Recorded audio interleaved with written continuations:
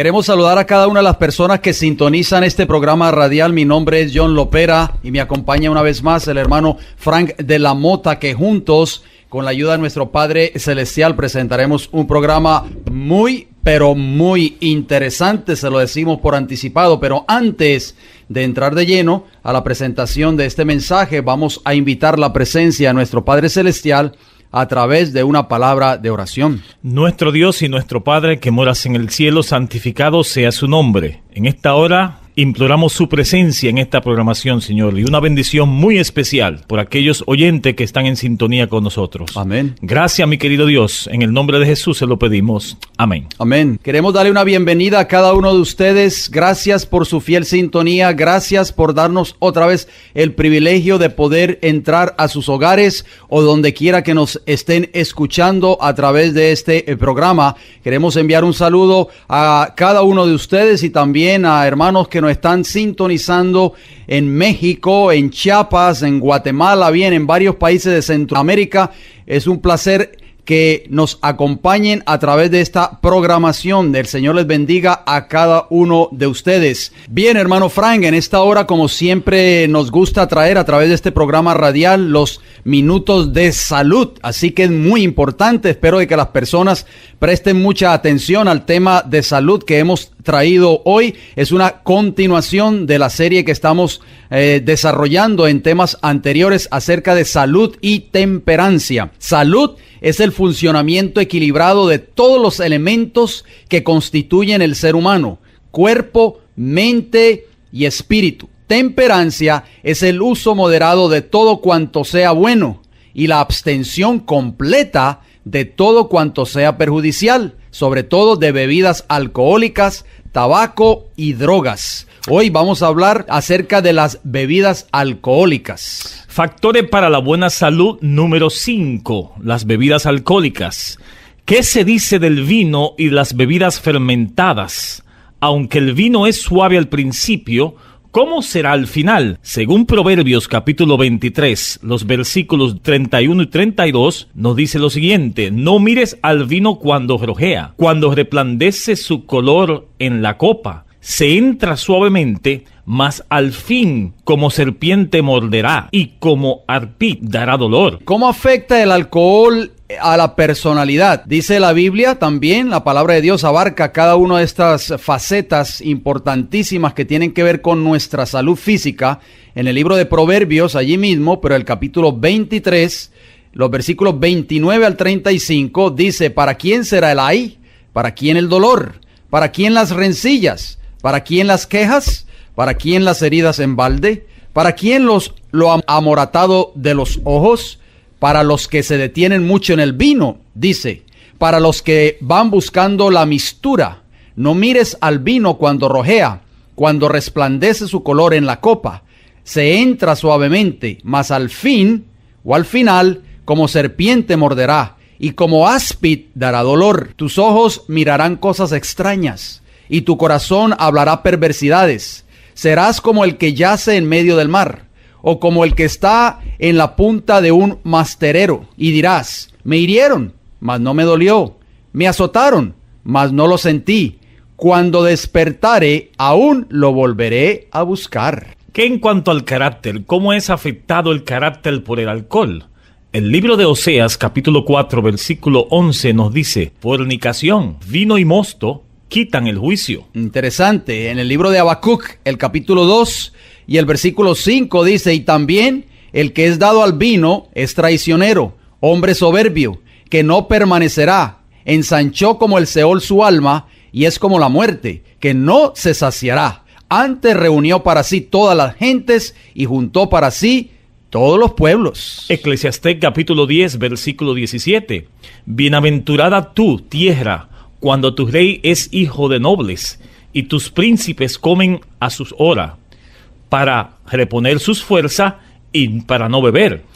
Mi hermano Fran, vamos a hablar un poco acerca de los efectos del alcohol en el organismo. En el hígado, por ejemplo, al metabolizarse en el hígado, o sea, el alcohol, este se inflama y aparecen depósitos grasos en sus células, de manera que el funcionamiento del hígado se ve seriamente alterado por causa del alcohol. Con el tiempo puede producirse cirrosis hepática. En la médula ósea se ve también afectada, formando glóbulos rojos menos maduros. El alcohol daña también el sistema inmunitario, por lo que los alcohólicos tienen una mayor predisposición a las infecciones. ¿Y qué pasará con el cerebro? Bueno, en el cerebro el alcohol afecta al centro de la memoria y al cerebelo, que controla el equilibrio y los movimientos corporales del cuerpo humano, pudiendo llegar a ser destruido. Algunos alcohólicos tienen alucinaciones auditivas, escuchan voces generalmente desagradables y burlonas. El alcohol causa daño a todas las células nerviosas, pudiendo producir demencia o pérdida del funcionamiento intelectual. A los músculos también daña el tejido muscular, incluyendo el músculo cardíaco, produciéndose así una cardiomiopatía alcohólica. Se ve afectado el estómago y aparato digestivo, pudiendo ocasionar gastritis aguda, con sangrado, vómitos, diarrea y anemia y úlceras. En el páncreas, cuando se inflama a causa del alcohol, se liberan sus enzimas digestivas y empiezan a destruirse a sí mismo, causando un intenso dolor. El páncreas se encarga también de producir insulina, de modo que la producción de esta hormona se verá también afectada, pudiendo producirse diabetes. Interesante, en los riñones. Hermano Fran, esto es increíble. El alcohol prácticamente destruye el cuerpo. Exactamente, afecta todo el organismo del ser humano. En los riñones, el alcohol, dice, los riñones eliminan más agua del que ingieren y provocan que el organismo la busque en otros órganos. Esto provoca que las meninges, o sea, las membranas que cubren el cerebro, pierdan líquido, lo que genera el dolor de cabeza. Los pulmones también sufren. El alcohol acelera la respiración. Si el alcohol circulante es demasiado, detendrá totalmente la respiración. ¿Eso es mortal? Increíble. En el corazón, los efectos del alcohol en el corazón provocan un aumento en la actividad cardíaca y aceleración del pulso. Cuando el alcohol llega a la sangre, se produce una disminución de los azúcares presentes en la circulación, lo que provoca una sensación de debilidad y agotamiento físico. En otras palabras, el consumo del alcohol por el ser humano viola el principio bíblico registrado en el siguiente pasaje bíblico. Primera de Corintios capítulo 3, versículos 16 y 17, nos dice lo siguiente: ¿no sabéis que sois templo de Dios y que el Espíritu de Dios mora en vosotros? Si alguno destruyera el templo de Dios, Dios le destruirá a él, porque el templo de Dios, el cual sois vosotros, santo es. En definitiva, el alcohol es una de las sustancias más tóxicas que existen. Hermano Fran, la palabra de Dios no se equivocó cuando el sabio Salomón, en el libro de los Proverbios, allí mismo, el libro que citamos anteriormente, Proverbios capítulo 20 y el versículo 1, él escribió: el vino es escarnecedor, la sidra o la cerveza alborotadora, y cualquiera que por ellos yerra no es sabio. Así que esto es un llamado para las personas que nos están sintonizando en esta hora. Las personas que están todavía dependiendo del alcohol o que están consumiendo alcohol, podemos darnos cuenta a través de este artículo que esto aparece en la internet, aparece en páginas que hablan de salud, escrito por médicos, escrito por fuentes de personas que tienen conocimiento en cuanto a la salud. Nos están diciendo claramente de que el alcohol destruye la salud del ser humano. Y bueno, hay un principio bíblico, dice la Biblia, usted lo acabó de leer, 1 Corintios 3, 16 y 17, que nuestros cuerpos son templo del Espíritu Santo. Y aquel que destruye el templo de Dios, dice que Dios lo destruirá a él. Hermano, esto es un llamado para nosotros en esta hora. Amén, amén. Bien, hasta aquí nuestro segmento de salud. De inmediato vamos a entrar con el tema de hoy titulado El reino de la resurrección. Un tema muy importante que no se puede perder. Dice Daniel capítulo 2, versículo 44, y en los días de estos reyes, el Dios del cielo levantará un reino que no será jamás destruido, y será el reino dejado a otro pueblo. Desmenuzará y consumirá a todos estos reinos, pero él permanecerá para siempre. Daniel capítulo 2, versículo 44. De ese reino estuvimos hablando, hermano Frank, en el tema anterior. Ese reino que Cristo va a establecer en ocasión de su segunda venida.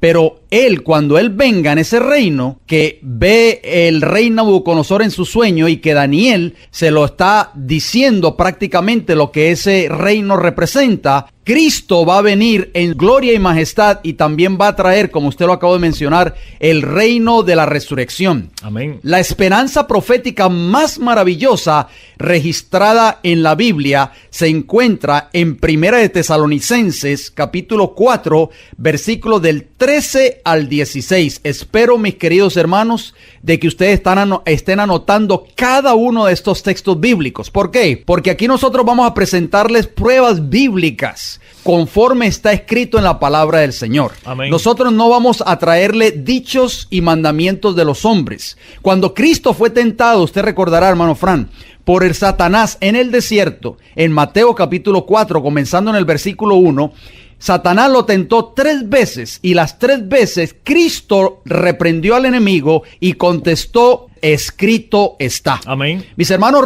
radioescuchas, la única seguridad para nosotros saber dónde nosotros estamos parados es creer en un escrito está. En una así dice Jehová, lo que dice la palabra de Dios. Amén. Leemos: tampoco queremos, hermanos, que ignoréis acerca de los que duermen, para que no os entristezcáis como los otros que no tienen esperanza. Porque si creemos que Jesús murió y resucitó, así también traerá Dios con Jesús a los que durmieron en él. Por lo cual os decimos esto en palabra del Señor, que nosotros que vivimos, que habremos quedado hasta la venida del Señor, subrayen eso, no precederemos a los que durmieron, porque el Señor mismo, con voz de mando, con voz de arcángel y con trompeta de Dios, descenderá del cielo, y los muertos en Cristo resucitarán primero. Amén. Primera de Corintios, capítulo 15, versículos 51 y 52, nos dice: he aquí, os digo un misterio.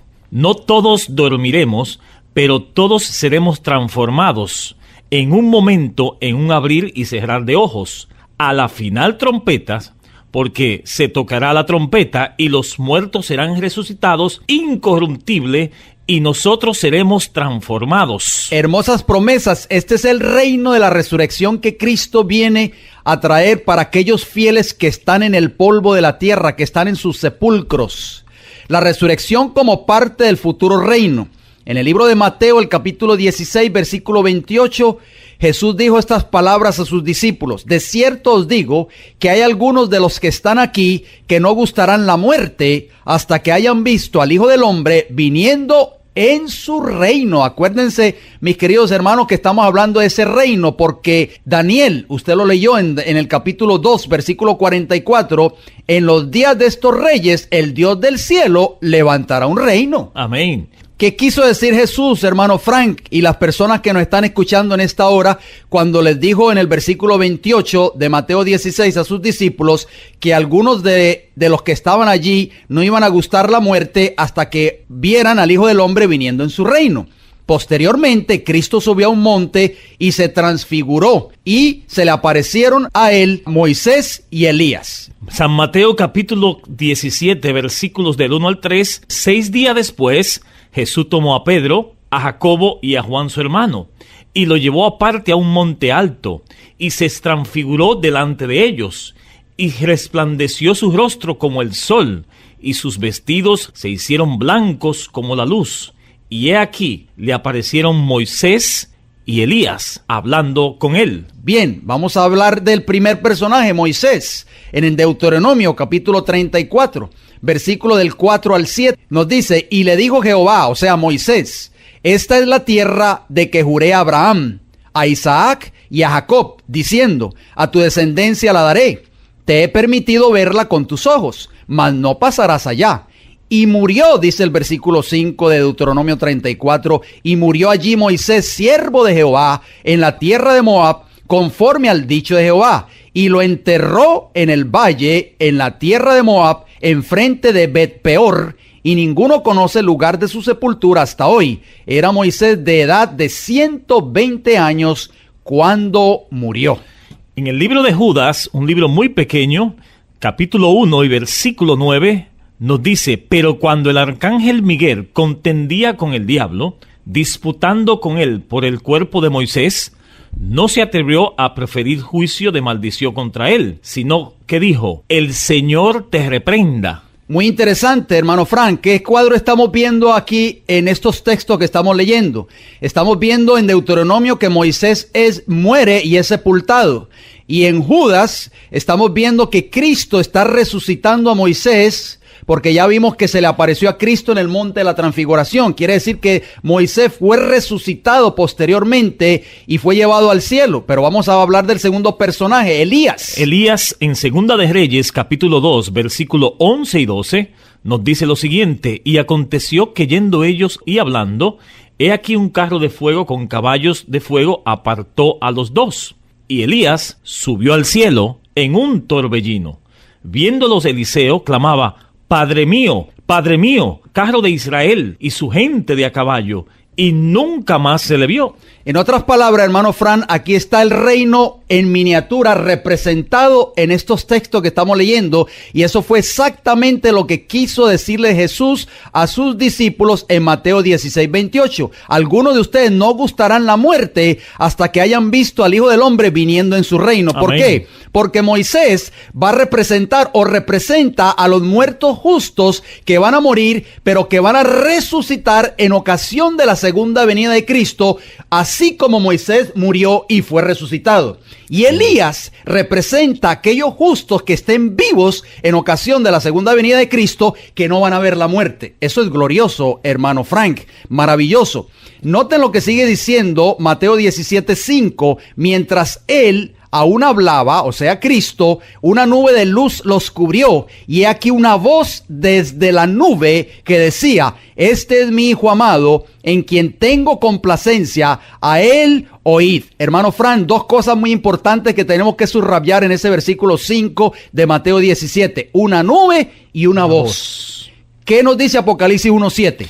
He aquí viene con las nubes, y todo ojo lo verá. Apocalipsis capítulo 1 y versículo 7. Y en Primera de Tesalonicenses capítulo 4 versículo 16 nos dice: porque el Señor mismo, con voz, ahí está la voz de mando, con voz de arcángel y con trompeta de Dios, descenderá del cielo, y los muertos en Cristo resucitarán primero. Amén. Hermano Fran, aquí en esa transfiguración prácticamente Cristo les mostró el reino futuro en gloria que ha de venir en su segunda venida en miniatura a los discípulos. Qué maravillosa promesa se encuentra en la Biblia que nos garantiza que la muerte no es el fin de todas las cosas. Momento a veces para mucha gente que no lo entiende, hermano Lopera. Así es, en Juan capítulo 11, versículos 25 y 26, una de las promesas más extraordinarias que se encuentra en la palabra de Dios dice: le dijo Jesús: yo soy la resurrección y la vida, el que cree en mí, aunque esté muerto, vivirá. Y todo aquel que vive y cree en mí no morirá eternamente. ¿Crees esto? Muy importante que este asunto. Apocalipsis capítulo 20, versículo 6. Bienaventurado y santo el que tiene parte en la primera resurrección. La segunda muerte no tiene potestad sobre estos. ¿Cuál es la condición para que la muerte no tenga potestad sobre nosotros? Es una pregunta, porque usted lo acaba de leer en el capítulo 20, el versículo 6 de Apocalipsis, porque Cristo es la resurrección y la vida.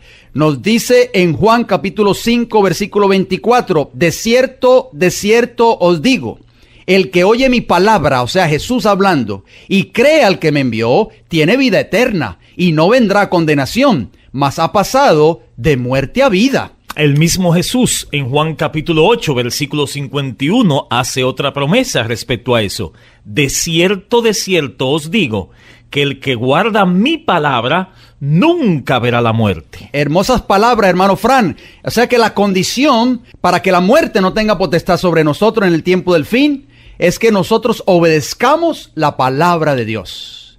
El salmista David lo dijo en el Salmo 119, versículo 11, en mi corazón he guardado tus dichos para no pecar contra ti. ¿Y qué es pecado? Transgresión de la ley de Dios. Y el pecado, si nosotros seguimos viviendo en pecado, nos va a llevar ¿a qué cosa? A la muerte, porque Romanos 6:23 dice, la paga del pecado es muerte. Y la garantía de todo esto es que Jesús venció la muerte. Bendito sea el nombre de Dios. Amén, así es. Hebreos capítulo 2, versículo 14. Así que, por cuanto los hijos participaron de carne y sangre, Él también participó de lo mismo, para destruir por medio de la muerte al que tenía el imperio de la muerte, y esto es al diablo. Cuán importante, hermano Frank, es para el cristiano la esperanza del futuro reino de la resurrección. Amén. Primera de Corintios, capítulo 15, versículos 16 y 17 dice, porque si los muertos no resucitan, tampoco Cristo resucitó. Y si Cristo no resucitó,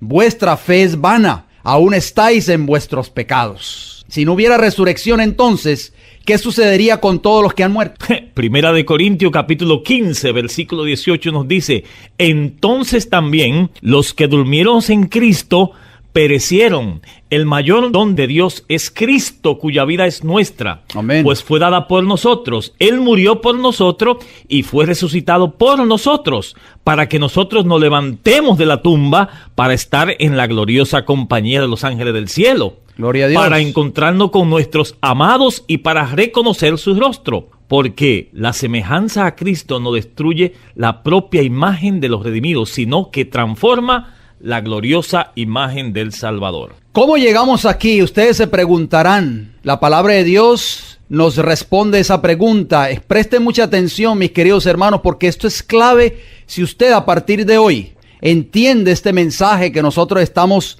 trayendo a cada uno de ustedes, usted va a estar pisando terreno seguro donde quiera que usted se pare. Anoten cada uno de estos textos bíblicos. Nosotros fuimos creados por Dios, ustedes y nosotros lo sabemos porque así lo dice la palabra de Dios. Pero ¿cómo llegamos aquí? Bien, vamos al libro de Génesis, en el comienzo. Génesis, el capítulo 2 y el versículo 7 nos dice, entonces Jehová Dios formó al hombre. Óigalo bien, ¿quién lo formó? Jehová. Formó al hombre del polvo de la tierra, número 1, y sopló en su nariz aliento de vida, número 2, y fue el hombre un ser viviente. Amén. En otras versiones dice un alma viviente. Fíjense bien, ahí están los ingredientes que ustedes y nosotros somos compuestos por el Creador. Hay como una ecuación aquí. Sí, una ecuación. Es una ecuación matemática muy fácil de resolver, hermano Frank. Es tan fácil como 1 más 1 es igual a 2. Fíjese bien, en el principio, ustedes y nosotros, mis queridos hermanos radioescuchas, estamos formados de 2 componentes importantísimos. Número 1, polvo de la tierra más aliento de vida que Dios lo da, es igual a un ser viviente o a un alma viviente. Y la palabra en hebreo para alma o ser, tal cual como aparece en el texto de Génesis capítulo 2 y versículo 7, es nefesh. Esta palabra significa criatura que respira, una persona, un ser, vida, voluntad, alma, hombre, mente, aliento. En otras palabras, hermano Frank, cuando la Biblia habla de un alma, está hablando de un ser humano, de una persona viva, de un ser, de una persona que tiene voluntad. En otras palabras, porque así lo dice la palabra de Dios y así lo dice el original. No un espíritu que anda volando por ahí por los aires. Exactamente. El texto, fíjese bien, si usted estudia nuevamente Génesis 2:7, el texto no dice que Dios le dio al hombre un alma. El texto tampoco dice que el hombre tiene un alma, pero el texto sí dice que el hombre es un alma, o sea, un ser viviente. La palabra en hebreo para aliento, porque eso fue lo que Dios le dio al hombre en el principio, aliento de vida, esa palabra en hebreo es neshama y significa aliento, soplo, vida o hálito. ¿De qué está compuesto el cuerpo del hombre? Isaías capítulo 64 versículo 8 nos dice lo siguiente: ahora pues, Jehová, tú eres nuestro Padre, nosotros barro, y tú el que nos formaste, así que obra de tus manos somos todos nosotros. somos barros, arcilla, como barro mojado. Exactamente, eso somos nosotros, mis hermanos, porque así lo dice Génesis 2:7, lo acabamos de leer. La vida es un don de Dios, nosotros estamos compuestos de polvo y aliento de vida. Ahora la pregunta, ¿qué es el espíritu o el aliento de vida que Dios le dio al hombre? Job capítulo 33, versículo 4. Miren lo que dice: el Espíritu de Dios me hizo, y el soplo del Omnipotente me dio vida. Dos palabras claves en este texto: el soplo y el espíritu otra vez. Bien, espíritu. La palabra en hebreo es ruach y significa aliento, espíritu, respiración, soplo o hálito. Y soplo en hebreo es neshama y significa aliento, respirar, soplo, vida, espíritu o hálito. Escuchen, hermanos, y noten bien este asunto. El espíritu o el soplo de Dios es la corriente eléctrica que da Dios para que el corazón palpite, para que los pulmones respiren y para que la sangre circule. Es la fuerza vital que Dios le da al cuerpo para que pueda vivir. Muy interesante. ¿Qué es el alma, hermano Frank? Hermanos que nos están escuchando. Porque cuando escuchamos la palabra alma, lo primero que se nos viene a nuestra mente es algo que deambula por los aires buscando descanso. El alma, como ya lo vimos en el original hebreo, es los dos ingredientes unidos de Génesis 2:7, o sea, polvo de la tierra más aliento de vida que solamente lo puede dar Dios. En otras palabras, es la persona que está viva.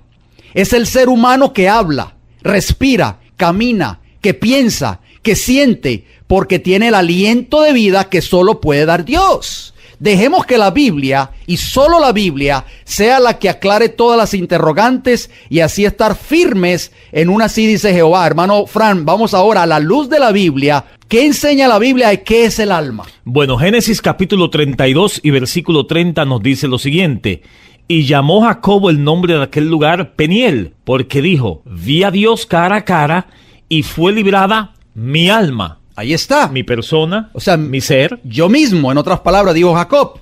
Números capítulo 11, versículos 5 y 6 nos dice: nos acordamos del pescado que comíamos en Egipto de balde. Estos son los israelitas rebeldes en el desierto. De los pepinos, los melones, los puerros, las cebollas y los ajos. Y ahora nuestra alma, ahí está, se seca, pues nada, sino este maná ven nuestros ojos. Deuteronomio capítulo 4 y versículo 9.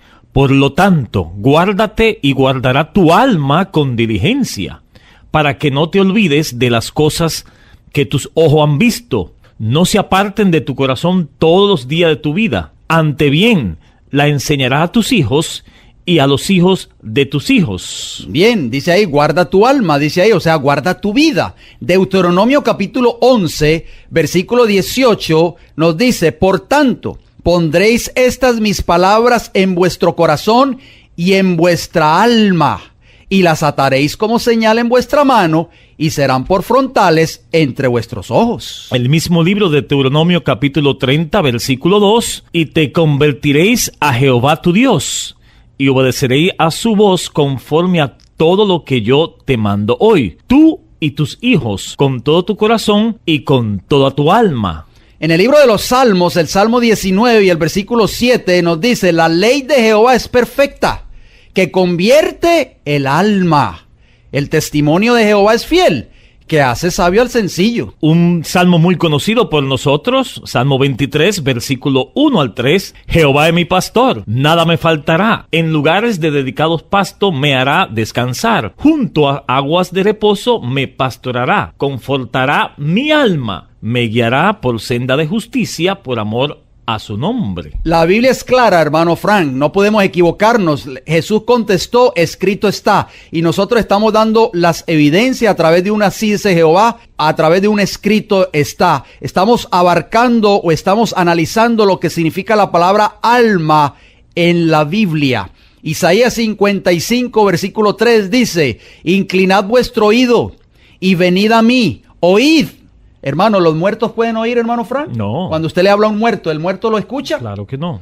Dice, los vivos sí podemos oír. Dice, venid a mí y oíd, y vivirá, ¿qué cosa? Vuestra alma. Y haré con vosotros pacto eterno, las misericordias firmes a David. En el libro de Mateo, en el Nuevo Testamento, capítulo 16, versículo 26, ¿por qué? ¿Qué aprovechará al hombre si ganare todo el mundo y perdiere su alma? Ahí está. Su vida, su Está ser. correcto. Fíjese bien, hermano Radio Escucha, porque Cristo dijo estas palabras, así como usted la acabó de leer en Mateo 16, 26, las dijo también en Lucas 9, 25. Pero en Lucas, el capítulo 9 y el versículo 25, él agregó otra cosa muy importante. Pues, ¿qué aprovecha el hombre si gana todo el mundo y se destruye o se pierde a sí mismo? O sea, el alma. Exactamente, cuando Cristo estaba hablando del alma, estaba hablando del ser humano. De un ser humano con De vida. un hombre, de una persona, mis queridos hermanos radioescuchas. Santiago, capítulo 1 y versículo 21, por lo cual, desechando toda inmundicia y abundancia de malicia,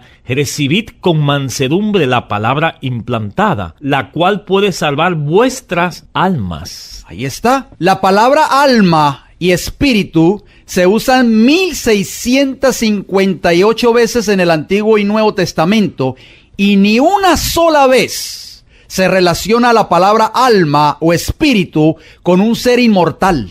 No aparece ni un solo texto en toda la Biblia con la frase alma inmortal o espíritu inmortal.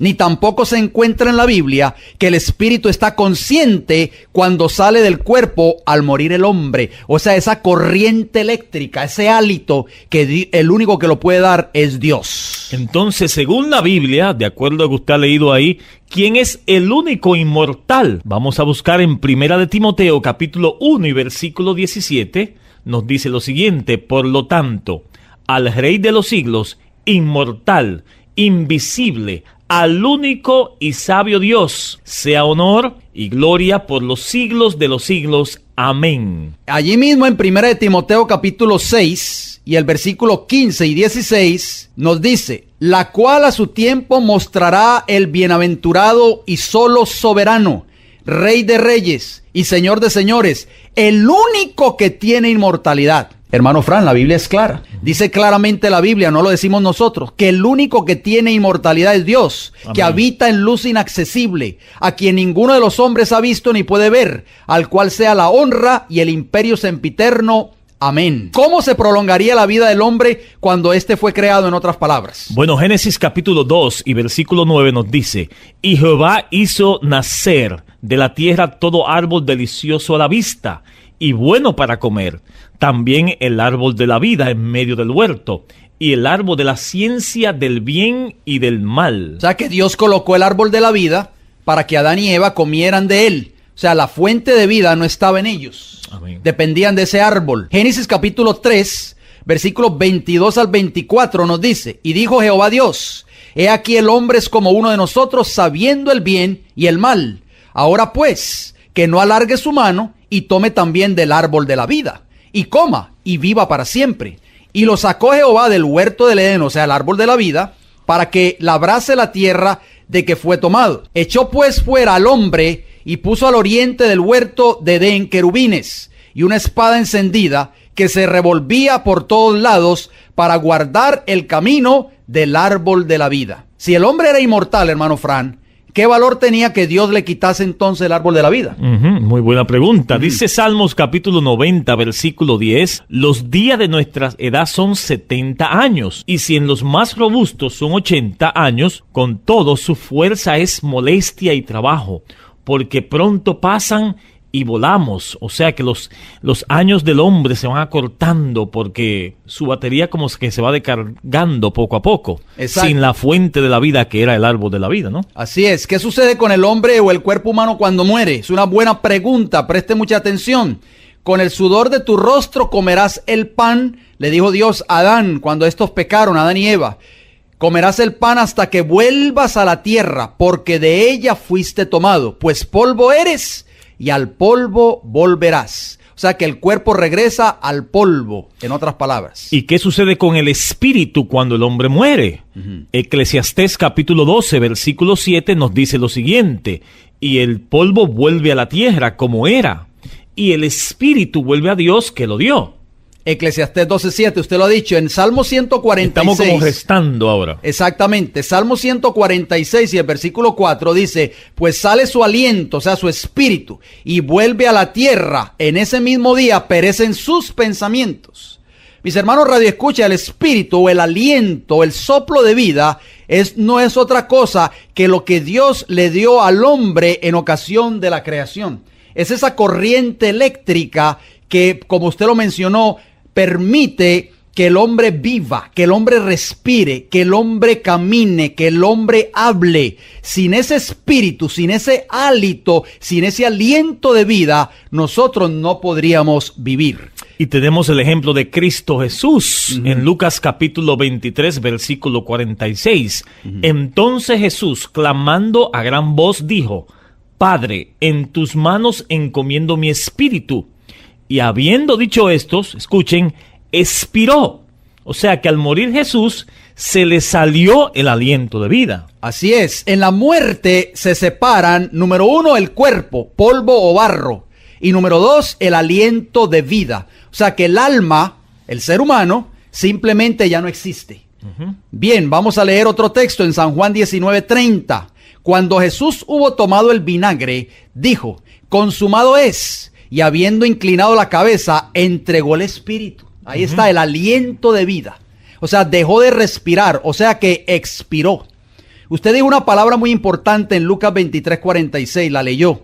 Expiró Cristo cuando murió. La palabra inspirar significa respirar hacia adentro. Y la palabra expirar significa botar el aire hacia afuera. En el libro de Hechos capítulo 5, los versículos 5 y 10, vemos también ese ejemplo. Al oír a Ananías estas palabras, cayó y expiró. Y vino un gran temor sobre todos los que lo oyeron. Versículo 10. Al instante ella cayó a los pies de él y expiró. Y cuando entraron los jóvenes, la hallaron muerta. Y la sacaron y la sepultaron junto a su marido. Interesante. El mismo verbo. Exacto. ¿Dónde está el hombre en el periodo interino de la muerte? Es una pregunta muy importante porque hay muchas personas, hermano Frank, que piensan que cuando usted muere, si usted era bueno, se va al cielo. Si era malo, se va al infierno.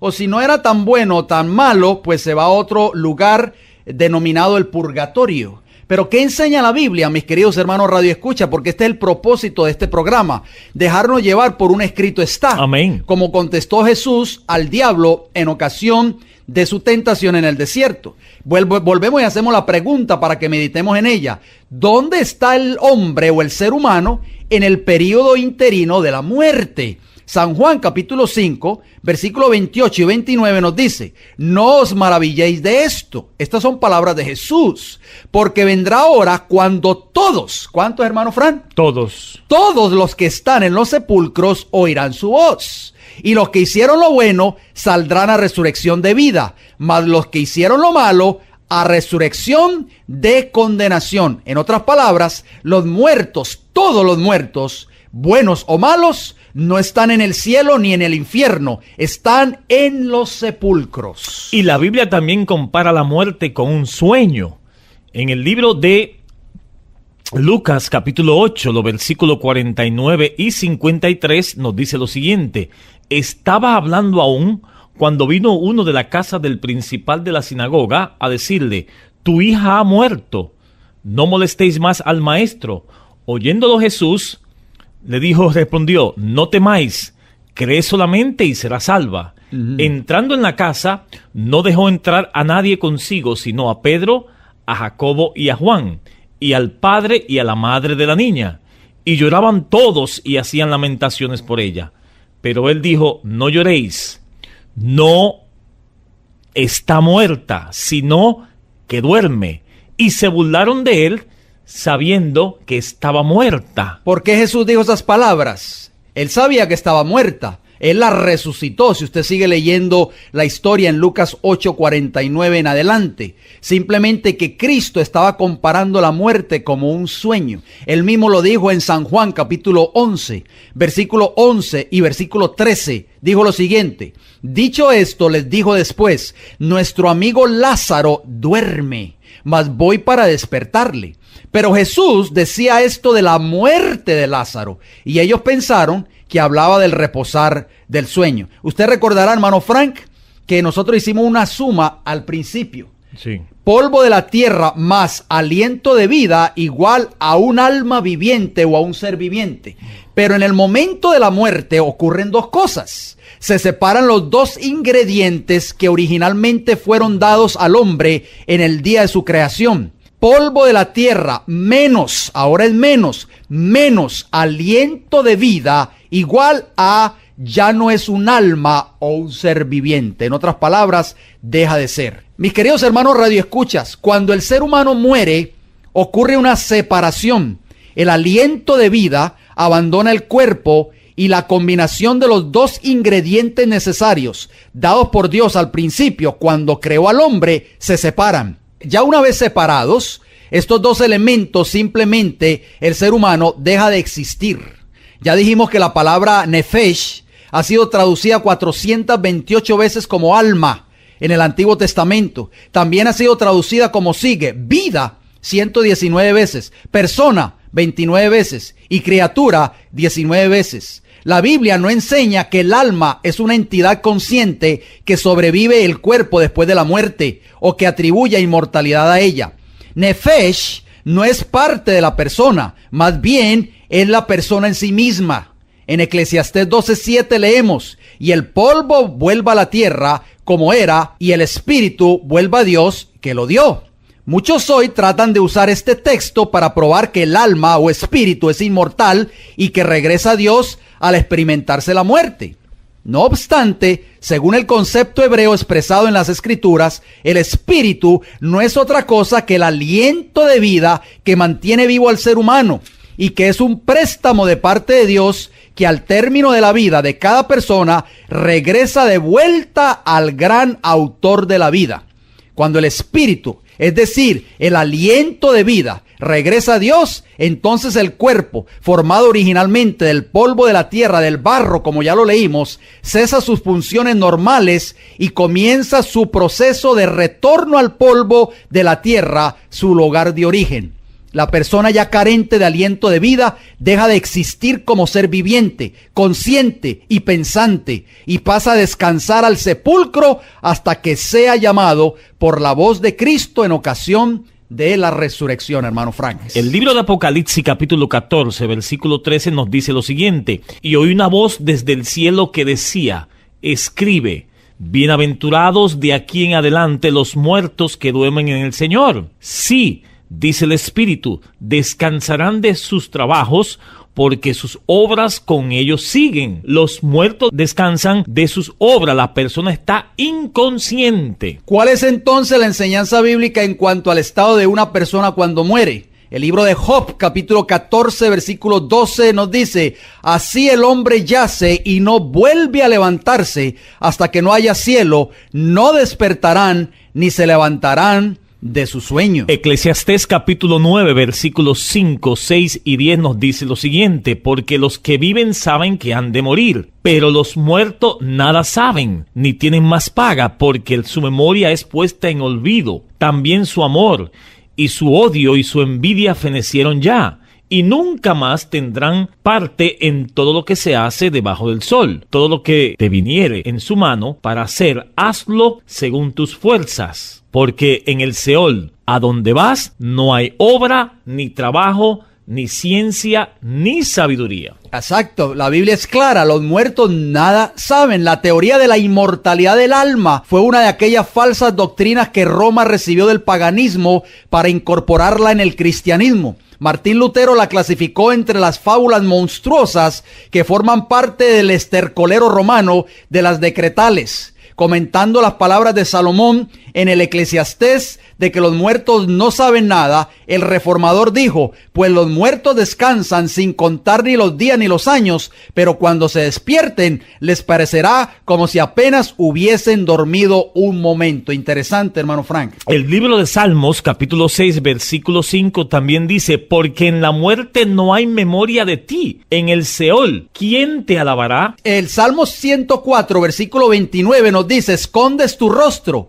se turban, les quitas el hálito, o sea, el espíritu, el aliento de vida, dejan de ser y vuelven ¿a dónde? Al polvo, mis queridos hermanos. En otras palabras, los muertos no están en el cielo. No, Salmo 115, versículo 17. No alabarán los muertos a Jehová, ni cuantos descienden al silencio. En el libro de Isaías, el capítulo 38, versículo 18 y 19 nos dice, porque el Seol, o sea, el sepulcro, no te exaltará. Ahí está claro la Biblia. Ni te alabará la muerte, ni los que descienden al sepulcro esperarán tu verdad.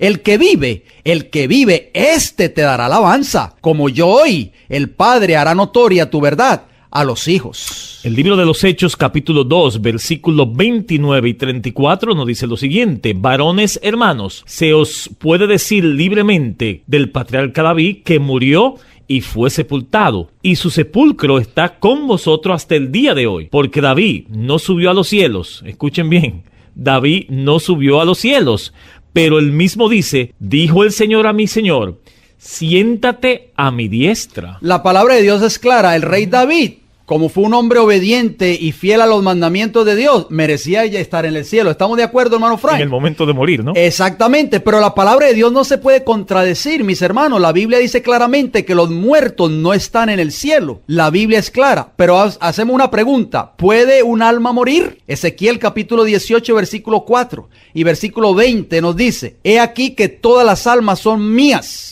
Como el alma del Padre, así el alma del Hijo es mía. El alma que pecare, esa morirá. El alma que pecare, dice el versículo 20, esa morirá. Y cuando estamos hablando de un alma, estamos hablando de un ser humano, de un ser que tiene vida, un ser que respira, un ser que habla, un ser que camina, un ser que palpa. Entonces, dos preguntas en una, hermano Lopera. ¿Dónde están los muertos?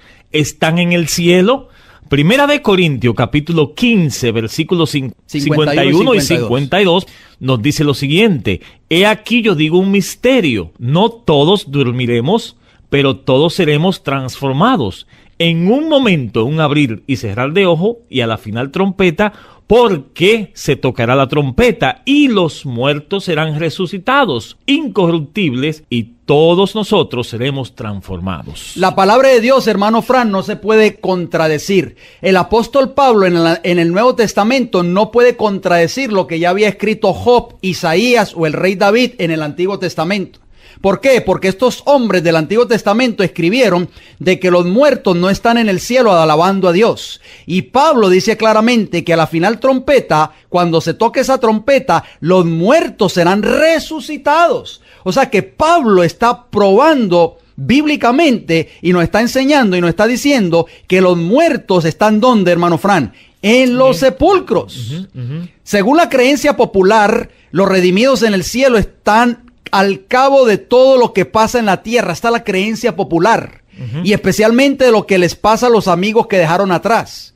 Pero piensen por un momento, ¿cómo podría ser fuente de dicha, de eterna felicidad para los muertos el tener conocimiento de las aflicciones y congojas de los vivos, al ver los pecados cometidos por aquellos a quienes aman y verlos sufrir todas las penas, desilusiones y angustias de la vida, hermano Fran? Esto es incoherente, o sea, esto es increíble el pensar de que nuestros amados fieles o justos están en el cielo, viendo todas las desgracias y los pecados de sus seres queridos aquí en la tierra. Eso sería entonces, no sería un cielo de eterna felicidad, sino sería un cielo de eterno sufrimiento y dolor. Claro. Hay una esperanza de vida para el cristiano después de la muerte, bendito sea Dios. Segunda de Timoteo capítulo 1 y versículo 10 nos dice lo siguiente: pero que ahora ha sido manifestada por la aparición de nuestro Señor Jesucristo, el cual quitó la muerte y sacó a luz la vida y la inmortalidad por el Evangelio. Amén. Tenemos esperanza de vida eterna, amén, mis queridos hermanos, si aceptamos a Cristo Jesús como nuestro Salvador a través del Evangelio. ¿Volverán a morir los justos cuando sean resucitados? Lucas capítulo 20 versículos 35 y 36 dice: mas los que fueron tenidos por dignos de alcanzar aquel siglo y la resurrección de entre los muertos, ni se casan ni se dan en casamiento, porque no pueden ya más morir, pues son iguales a los ángeles y son hijos de Dios al ser hijos de la resurrección. ¿Cuándo será derrotado finalmente la muerte? Hermanos radioescuchas, de acuerdo a la palabra de Dios en 1 Corintios 15, 54 y 55. Y cuando esto corruptible se haya vestido de incorrupción, y esto mortal se haya vestido de inmortalidad, entonces se cumplirá la palabra que está escrita: sorbida es la muerte en victoria. Versículo 55. ¿Dónde está, oh muerte, tu aguijón? ¿Dónde, oh sepulcro, tu victoria? ¿Qué no habrá nunca más en el hogar de los redimidos? Cuando ese tiempo llegue, cuando venga el reino de la resurrección, cuando venga Cristo por segunda vez a llamar a sus muertos redimidos. Vi un cielo nuevo y una tierra nueva, dice Apocalipsis 21 del 1 al 4. Porque el primer cielo y la primera tierra pasaron y el mar ya no existía más. Y yo, Juan, vi la santa ciudad, la nueva Jerusalén, descender del cielo de Dios, dispuesta como una esposa ataviada para su marido. Y oí una voz y una gran voz del cielo que decía: he aquí el tabernáculo de Dios con los hombres, y Él morará con ellos, y ellos serán su pueblo, y Dios mismo estará con ellos como su Dios. Enjugará Dios toda lágrima de los ojos de ellos, y ya no habrá muerte, gloria a Dios, ni habrá más llanto, ni clamor, ni dolor, porque las primeras cosas pasaron. Hermano Frank, qué maravilloso es esto. Ya cuando Cristo venga no va a haber más muerte ni dolor. Mis hermanos radioescuchas, lo único que tenemos que hacer si queremos alcanzar la vida eterna es aceptar a Cristo Jesús como nuestro Salvador personal. Amén. Aceptar el Evangelio, aceptar su palabra, como usted lo leyó al principio. El que cree en mí, el que obedece mi palabra, no verá la muerte, nunca morirá. O sea, tendrá la vida eterna. Hermanos radioescuchas, si usted desea comunicarse con nosotros, si usted desea abarcar un poco más en cuanto a este tema o otros temas que hemos presentado, usted nos puede escribir al Ministerio El Heraldo del Evangelio Eterno, P.O. Box 1333, la ciudad se llama Riverview, Florida, y el área postal 33569. O si desea llamarnos, ¿a qué números? Nos pueden llamar a los números 484-6418. 410-2745, ambos con el código de área 813. Voy a repetir, 484-6418, 410-2745, ambos con el código de área 813. O si está usted en el área de nuestra cobertura, en el área de la Bahía, visítenos en la Iglesia del Evangelio Eterno, 4403, la calle o la avenida Hubert, Tampa, Florida, 33614. Allí estamos todos los sábados a partir de las 9:30. Hermanos Radio Escucha, nos resta decirles gracias por su fiel sintonía. Si Dios nos da la vida, nos veremos pues la próxima semana.